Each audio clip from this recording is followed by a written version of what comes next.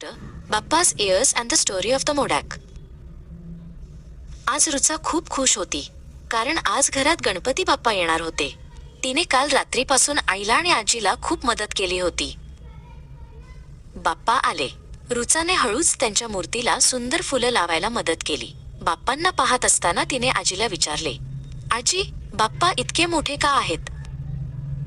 आजी हसल्या. रुचाने बाप्पाकडे पाहिले. बाप्पांचे कान किती मोठे आणि त्यांचे डोळे एकदम छोटे. रुचाने हळूच मोठ्या आवाजात विचारले, बाप्पा एवढं काय ऐकतात? आजी म्हणाल्या, बाप्पांचे मोठे कान म्हणजे आपण सगळ्यांचे बोलणे शांतपणे ऐकावे. मोठे कान आपल्याला शिकवतात की बोलण्याआधी ऐकावं, आणि छोटे डोळे म्हणजे सगळ्या गोष्टी काळजीपूर्वक पाहाव्यात. रुचाला खूप आवडले. ऐका आणि पहा, तिने मनात ठरवले. मग तिची नजर बाप्पांच्या सोंडेवर गेली. ही सोंड अशी वाकडी का आहे ग, आणि ती काय करते? आजी म्हणाल्या, सोंड खूप हुशार असते. ती लगेच चांगले आणि उपयोगी गोष्टी पटकन उचलते. तू पण चांगली सोंड बनव, म्हणजे चांगले विचार आणि चांगली कामे लगेच कर. रुचा हसली. मग तिने पाहिले की बाप्पांच्या हातात गोड मोदक आहे. हा मोदक बाप्पा का खातात? मला पण मोदक आवडतात. मोदक म्हणजे आनंद आणि गोड फळ. जेव्हा आपण बाप्पांसारखी खूप मेहनत करतो, अभ्यास करतो आणि चांगले वागतो, तेव्हा आपल्याला मोदकासारखे गोड बक्षीस मिळते, आजीने समजावले. रुचाने निश्चय केला, आजपासून मी बाप्पांसारखे मोठे कान ठेवून सगळ्यांचे बोलणे ऐकेन आणि चांगले काम करून मोदकासारखे गोड बक्षीस मिळवेन. आजीने रुचाला मिठी मारली. गणपती बाप्पा घरात आले म्हणजे फक्त पूजा नाही, तर त्यांच्याकडून चांगले गुण शिकणे होय. रुचा आणि आजी दोघांनी बाप्पांना नमस्कार केला.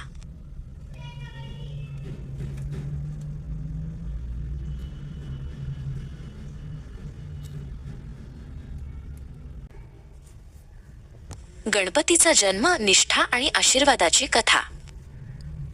कैलास पर्वतावर देवी पार्वती एकट्याच होत्या.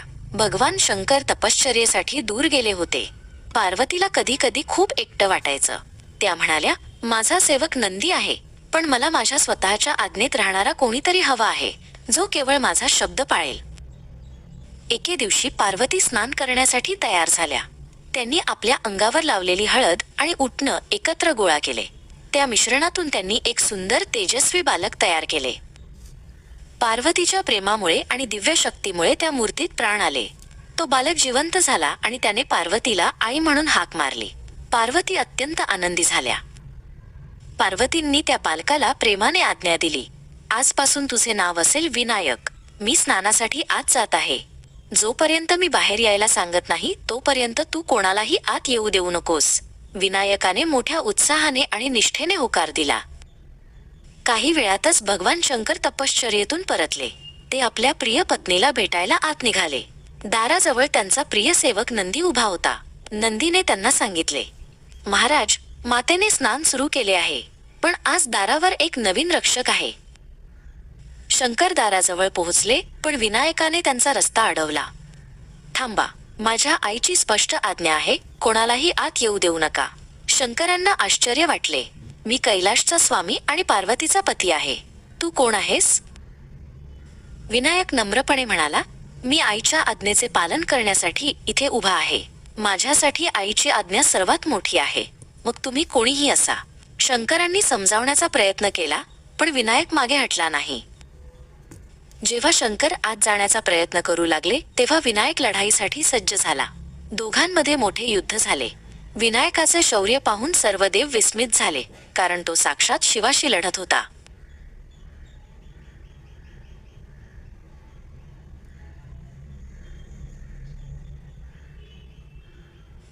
अखेर शंकर क्रोधित झाले. त्यांनी आपल्या त्रिशूळाने विनायकाचे मस्तक धडावेगळे केले. पार्वती बाहेर आल्या आणि आपल्या पुत्राला पाहून त्यांचा शोक अनावर झाला. त्या प्रचंड क्रोधित झाल्या.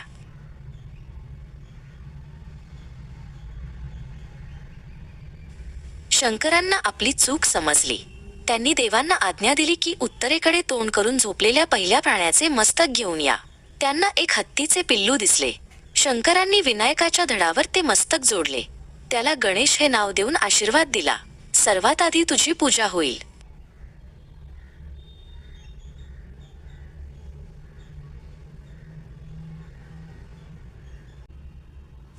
मार्गशीर्षाची भेट. श्रेयसची महालक्ष्मी. मार्गशीर्ष महिन्याची सुरुवात झाली होती आणि बाहेर अजून सूर्य उगवला नव्हता, पण श्रेयसला तिच्या घरी खूप लगबग जाणवत होती. सगळीकडे पाणी आणि स्वच्छतेचा वास येत होता. घरात आज नेहमीपेक्षा लवकर दिवे लागले होते. आई ग, इतकी गडबड कशाची? श्रेयसने हळूच विचारले. निर्मला आजींनी हसून श्रेयसला जवळ घेतले. अगं श्रेयस, आज मार्गशीर्ष महिन्यातील पहिला गुरुवार आहे. आजपासून आपण महालक्ष्मी मातेचा व्रत सुरू करत आहोत, त्यामुळे घर एकदम चकाचक करायचं आहे. श्रेयसला वाटले, महालक्ष्मी म्हणजे खूप सारे पैसे? तिने कुतूहलाने विचारले. आजींनी समजावले, बाळ, महालक्ष्मी म्हणजे फक्त संपत्ती नाही. महालक्ष्मी म्हणजे घरातली सुखशांती, समाधान आणि आनंद. जिथे स्वच्छता आणि प्रेम असते तिथेच लक्ष्मी वास करते. या महिन्यात आपण गुरुवारी देवीचं व्रत करतो. सकाळपासून घरात प्रसन्न वातावरण निर्माण होतं. आपण सगळेजण आनंदी राहतो. आजी पुढे म्हणाल्या. देवीला स्वच्छता फार आवडते. अस्वच्छ घरात त्या कधीच येत नाहीत. त्यामुळे आधी घर स्वच्छ, मग मन स्वच्छ. आजींचे बोलणे ऐकून श्रेयसला खूप छान वाटले. तिने लगेच ठरवले की आज ती पण लक्ष्मीच्या स्वागतासाठी मदत करेल. तिने तिच्या अभ्यासाचे टेबल, जे नेहमी पसारे असायचे, ते स्वतःच आवरायला घेतले. पुस्तके व्यवस्थित लावली, पेन्सिल्स खोक्यात ठेवल्या. थोड्याच वेळात आजींनी महालक्ष्मीच्या पूजेची तयारी केली. एका कलशावर नारळ ठेवला आणि त्याला साडी नेसवून महालक्ष्मीचे रूप दिले. श्रेयसने हळूच त्या कलशावर लाल फुलांची माळ अर्पण केली. आजची पूजा खूप वेगळी आणि शांत वाटत होती. पूजा झाल्यावर आजींनी महालक्ष्मीची कथा सांगायला सुरुवात केली.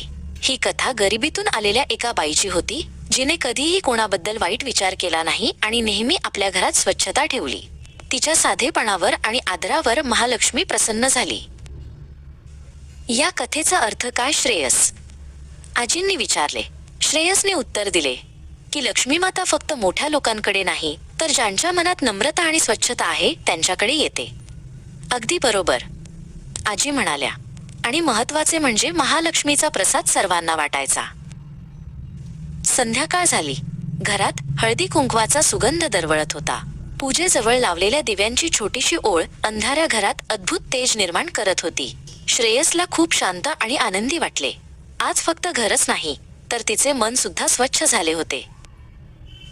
निर्मला आजींनी श्रेयसला जवळ घेतले.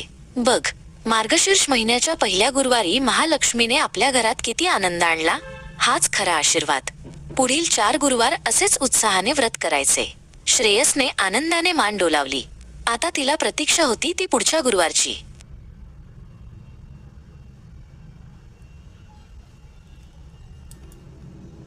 बुद्धीची शर्यत, the race of wisdom. Kailash पर्वतावर शंकर, पार्वती आणि त्यांचे 2 पुत्र गणेश व कार्तिकेय आनंदात राहत होते. गणेश मोठे, गोल आणि बुद्धिमान होते, तर कार्तिकेय तरुण, वेगवान आणि धाडसी होते. एके दिवशी एका ज्ञानफळासाठी शंकर म्हणाले, जो कोणी संपूर्ण पृथ्वीला 3 प्रदक्षिणा सर्वात आधी पूर्ण करेल त्याला हे दिव्य फळ मिळेल. ज्ञानफळ खूप तेजस्वी आणि मौल्यवान होते. कार्तिकेय क्षणाचाही विलंब न लावता लगेच तयार झाले. त्यांनी आपला वाहन सुंदर मोर बोलावला. मी सर्वात आधी येईन असे म्हणून ते वाऱ्याच्या वेगाने आकाशात झेपावले. संपूर्ण जग फिरण्यासाठी निघाले. तिकडे गणेश मात्र शांतपणे उभे राहिले. त्यांचे वाहन, छोटा उंदीर, मूषक, त्यांच्याकडे गोंधळून पाहत होता. काय झाले दादा, आपण जायचे नाही का? उंदराने हळूच विचारले. गणेश मंद हसले. धावण्याऐवजी त्यांनी आपल्या आई वडिलांना, शंकर आणि पार्वती आदरपूर्वक एका उंच आसनावर बसण्यास सांगितले. मी तयार आहे, ते आत्मविश्वासपूर्वक म्हणाले. कार्तिकेय दूर दूर ग्रहांच्या पलीकडे जात असताना गणेशाने मात्र त्यांच्या आईवडिलांच्या आसनाभोवती प्रदक्षिणा घालण्यास सुरुवात केली. त्यांनी पहिली, दुसरी आणि मग तिसरी प्रदक्षिणा पूर्ण केली. प्रदक्षिणा संपल्यावर शंकरांनी विचारले, गणेशा, तू तर पृथ्वीची प्रदक्षिणा करायची होतीस, तू हे काय केलेस? गणेश नम्रपणे हात जोडून म्हणाले, पिताजी, माझ्यासाठी तुम्ही दोघेच माझे संपूर्ण विश्व आहात. तुमच्या प्रदक्षिणेने मी संपूर्ण विश्वाला प्रदक्षिणा घातली आहे. शंकर आणि पार्वती दोघांनाही गणेशाचे हे बोलणे ऐकून खूप आनंद झाला. त्यांची बुद्धिमत्ता आणि मातापित्याबद्दलची भक्ती पाहून त्यांचे हृदय भरून आले. शर्यतीचा खरा अर्थ गणेशाने सिद्ध केला होता.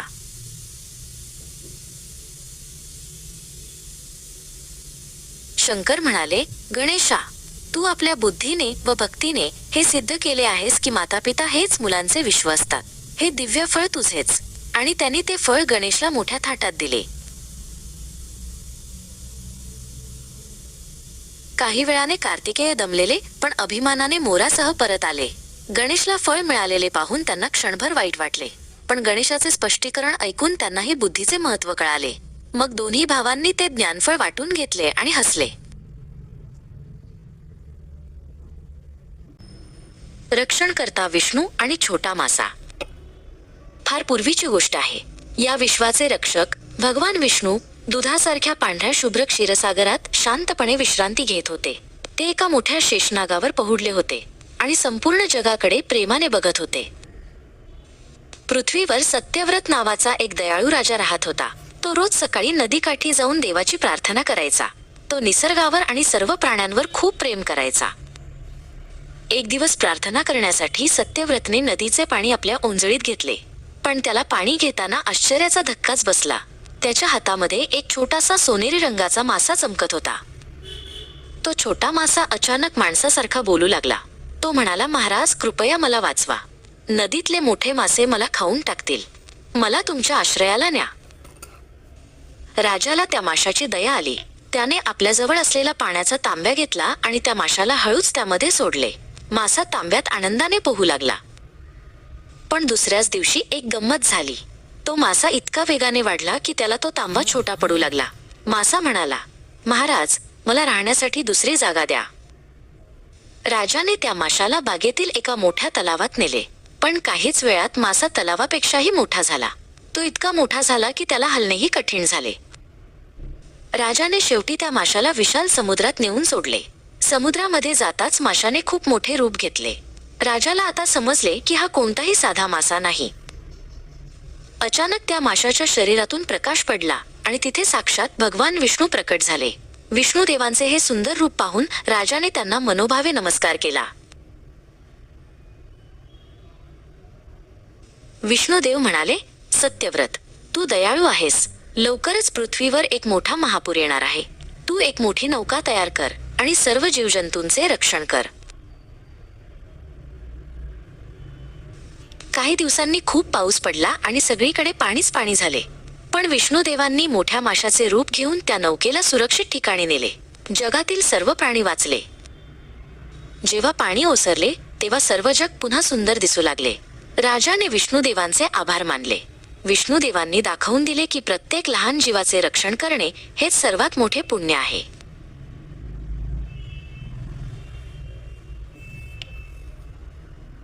ची कथा. भगवान दत्तात्रेयांची कथा. खूप खूप वर्षांपूर्वी एका शांत आश्रमात ऋषी अत्रि आणि त्यांची पत्नी माता अनसूया राहत होते. त्यांची भक्ती खूप मोठी होती. अनसूया मातेची पवित्रता आणि सेवाभाव सर्व तिन्ही लोकांमध्ये प्रसिद्ध होता. ती तिच्या पतीची सेवा आणि धर्माचे पालन निष्ठापूर्वक करत असे. स्वर्गात तिन्ही मुख्य देवता वजा ब्रह्मा, विष्णू आणि महेश, शिव वजा अनसूया मातेच्या या महानतेबद्दल बोलत होते. काही कारणास्तव त्यांना तिची पवित्रता किती खरी आहे हे स्वतः बघायचे होते. त्यांनी ठरवले की ते अनसूया मातेची परीक्षा घेतील. तिन्ही देवतांनी साधूंचे रूप घेतले आणि ते थेट अत्रि ऋषींच्या आश्रमात आले. अत्रि ऋषी त्यावेळी आश्रमात नव्हते. तिघांनी अनसूया मातेला भोजन मागितले. आम्ही खूप भुकेले आहोत, पण आमची एक अट आहे, ते म्हणाले. अनसूया मातेने विचारले, कोणती अट? साधू म्हणाले, आम्हाला भोजन देणाऱ्या व्यक्तीने पूर्णपणे वस्त्रहीन दिगंबर असावे. हे ऐकून अनसूया मातेच्या चेहऱ्यावर क्षणभर चिंता दिसली, पण तिने तिची बुद्धी आणि पतीवरील श्रद्धा वापरली. अनसूया मातेने लगेच निश्चय केला.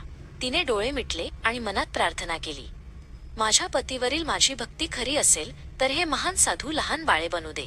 आणि चमत्कार झाला. तिन्ही साधू लगेचच दूध पिणारी लहान बाळे बनले. बाळांची सेवा केल्यावर काही वेळाने बाळे पुन्हा त्यांच्या मूळ रूपात आली. पण यावेळी ते साधू नव्हते. ते साक्षात ब्रह्मा, विष्णू आणि महेश होते.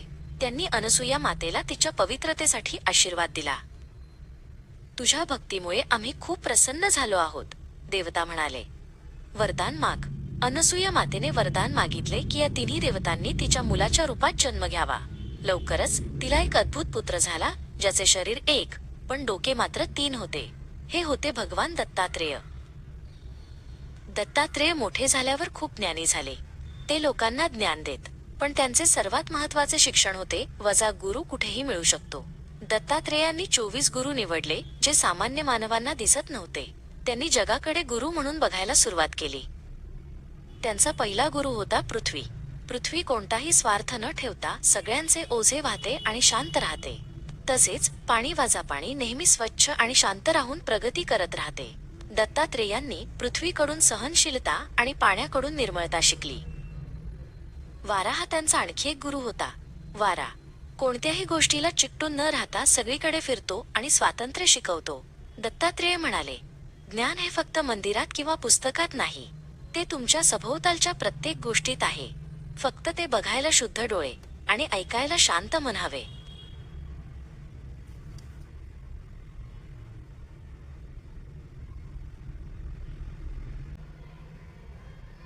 महिषासुरमर्दिनी दुर्गादेवी.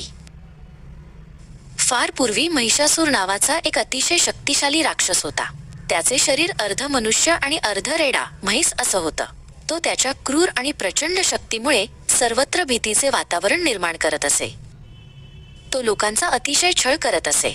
एकदा त्याने प्रत्यक्ष इंद्राशी युद्ध केले आणि इंद्राला पराजित करून त्याचे स्वर्गलोकाचे स्थान बळकावले. स्वर्गावर आता महिषासुराचे राज्य आले होते. इंद्राला पराभूत केल्यामुळे महिषासुराला आपल्या शक्तीचा फार गर्व झाला. तो स्वर्गाच्या सिंहासनावर बसून आता संपूर्ण त्रिलोकात, तिन्ही जगात गोंधळ घालण्यास सुरुवात केली. तो सर्वांशी अधिकच उन्मत्तपणे वागू लागला. महिषासुराचा दिवसेंदिवस वाढत चाललेला अत्याचार पाहून सर्व देव, ऋषीमुनी आणि सामान्य लोक खूप घाबरले. या संकटातून सोडवण्यासाठी सर्व देवांनी एकत्र येऊन ब्रह्मा, विष्णू आणि महेश यांना प्रार्थना केली. देवांनी तिन्ही महान देवांना विनवले, या संकटातून सोडवून महिषासुराला कायमचा धडा शिकवण्यास मदत करा. त्यांची विनंती ऐकून तिन्ही देवांनी एकत्र येऊन आपापल्या शक्तीने मिळून एक दिव्य देवी निर्माण करण्याची योजना केली. शंकराच्या महेश तेजाने देवीचे मुख, विष्णूच्या तेजाने हात आणि अग्नीच्या तेजाने 3 डोळे निर्माण झाले. अशा प्रकारे प्रत्येक देवाने देवीचा एक एक अवयव सिद्ध केला आणि त्यातून साक्षात तेजस्वी दुर्गादेवीची निर्मिती झाली. शिवाने आपला त्रिशूळ, विष्णूने चक्र, इंद्राने वज्र अशी विविध शक्तिशाली आयुधे सर्व देवांनी तिला, दुर्गादेवीला मोठ्या आदराने बहाल केली. देवीच्या अनेक हातांमध्ये ही सर्व शस्त्रे होती. देवांच्या तेजापासून निर्माण झालेल्या या सर्व शक्तिमान दुर्गादेवीने महिषासुराला मारण्यासाठी रौद्र रूप धारण केले. तिने मोठ्या गर्जनेसह आपल्या सिंहावर स्वार होऊन महिषासुराच्या सैन्याकडे धाव घेतली. दुर्गादेवी आणि महिषासूर यांच्यात 9 दिवस घनघोर युद्ध झाले.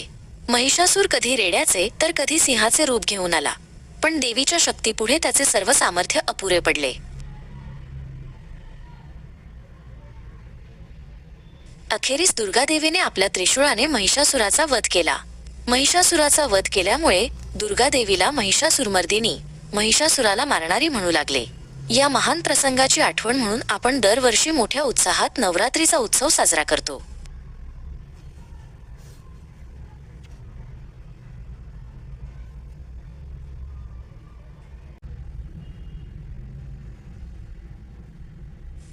गोवर्धन पर्वत.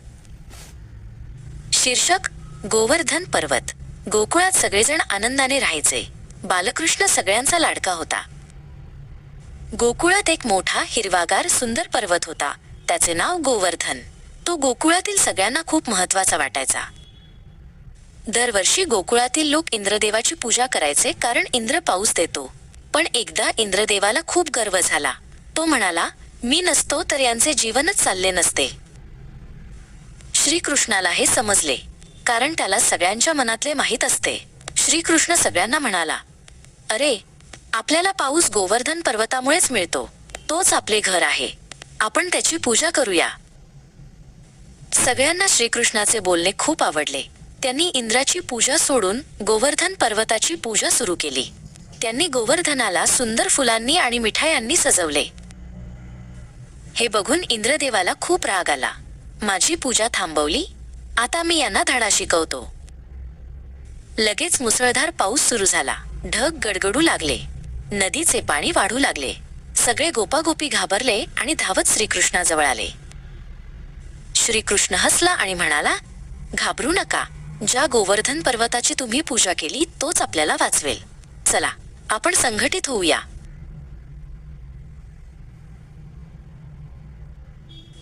आणि काय आश्चर्य, श्रीकृष्णाने आपल्या एका करंगळीवर तो मोठा गोवर्धन पर्वत उचलला. मोठा आवाज झाला आणि सगळ्यांना पर्वताखाली कोरड्या जागेत आश्रय मिळाला. गोपींनीही मदतीसाठी आपल्या लांब काठ्या पर्वताला आधार म्हणून लावल्या. इंद्राचा गर्व उतरला आणि पाऊस थांबला. संघटित राहिल्यामुळे सगळ्यांचे रक्षण झाले.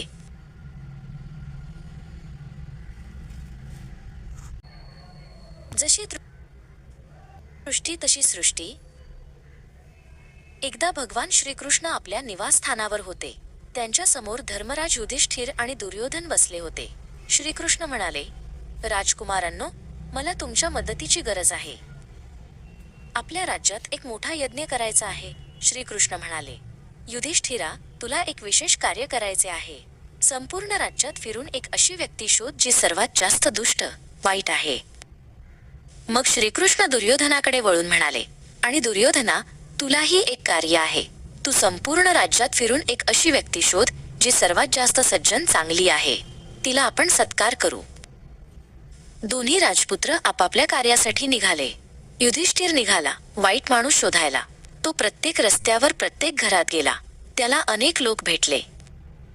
कोणी चुकला तर युधिष्ठिर विचार करे, हा माणूस कदाचित परिस्थितीमुळे चुकला असेल, पण त्याच्यात कुठेतरी चांगुलपणा नक्कीच असेल. त्याला कोणातच पूर्णपणे वाईट दिसले नाही. त्याच वेळी दुर्योधन निघाला चांगला माणूस शोधायला. त्याला अनेक लोक भेटले. कोणी दानधर्म करत होता, कोणी मंदिरात पूजा करत होता. दुर्योधन विचार करे, हा दानधर्म करतोय, पण नक्कीच याचा काहीतरी स्वार्थ असेल. हा फक्त लोकांना दाखवण्यासाठी चांगला वागतोय. त्याला कोणामध्येच खरा चांगुलपणा दिसला नाही. काही दिवसांनी दोघेही श्रीकृष्णाकडे परत आले. युधिष्ठिर नम्रपणे म्हणाला, देवा, मी खूप शोधले, पण मला एकही दुष्ट व्यक्ती सापडली नाही. मला प्रत्येकात काहीतरी चांगले दिसले. मला वाईट माणूसच सापडला नाही, म्हणून मी स्वतःलाच यज्ञासाठी अर्पण करतो.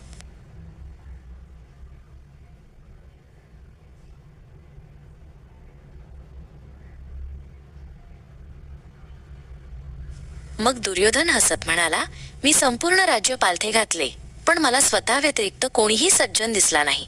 बाकीचे सगळे स्वार्थी आणि खोटारडे होते, म्हणून सर्वात मोठा सत्कार माझाच व्हायला हवा.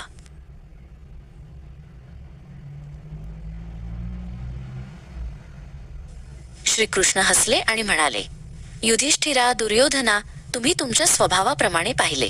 युधिष्ठिराला जग चांगले दिसले आणि दुर्योधनाला जग वाईट दिसले. कारण जशी आपली दृष्टी असते तशीच आपल्याला सृष्टी दिसते. हेच या कथेचे तात्पर्य आहे. जशी दृष्टी तशी सृष्टी.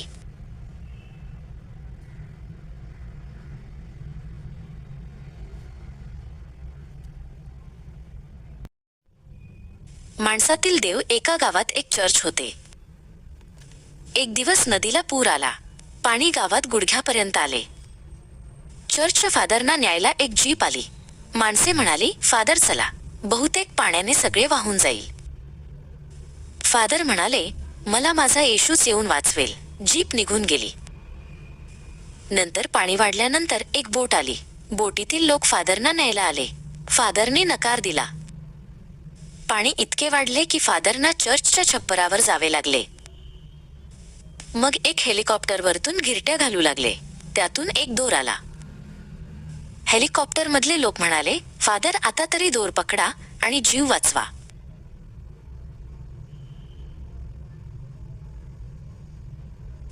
फादर म्हणाले, माझा येशूच मला येऊन वाचवेल. यानंतर एकच मोठी लाट आली आणि फादर मृत्युमुखी पडले.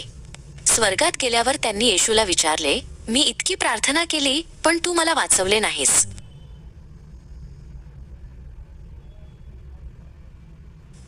येशू म्हणाले, मी प्रथम जीप घेऊन आलो होतो, नंतर बोट आणि नंतर हेलिकॉप्टर, पण तूच मला काही ओळखले नाहीस. तात्पर्य, देव काही प्रत्यक्ष येऊन मदत करत नाही, तो माणसातच शोधावा लागतो.